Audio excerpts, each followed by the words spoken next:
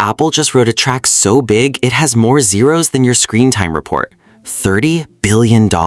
And it's all going to making chips, right here in America. This morning, Apple announced a massive new multi-year deal with Broadcom to design and produce custom silicon and wireless connectivity tech for basically every Apple product you own. We're talking the Wi-Fi chips in your iPhone, the Bluetooth in your AirPods, the networking inside your Mac, all of it made in the US. Here's what's actually happening. Broadcom is getting a $1.5 billion investment to expand its manufacturing facility in Fort Collins, Colorado.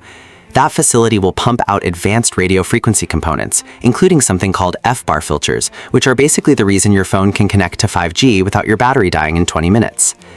Apple says this deal will produce over 15 billion US-made chips. For context, there are 8 billion people on Earth, so Apple's about to make nearly 2 chips for every human alive. Tim Cook called it their largest commitment yet under Apple's American Manufacturing Program, which is part of a bonkers $600 billion US investment pledge over 4 years. And yes, this is partly about supply chain security.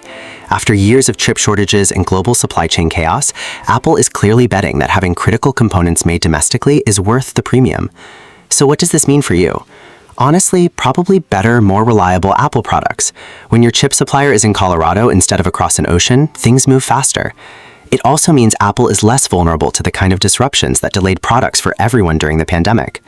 Will it make your iPhone cheaper? Probably not, but it might keep prices from going up. $30 billion, 15 billion chips, one company betting big on American manufacturing. Whether you're Team Apple or not, this is going to reshape the entire chip supply chain. Drop a comment. Do you actually care where your phone's chips are made? Like and subscribe for more tech that matters.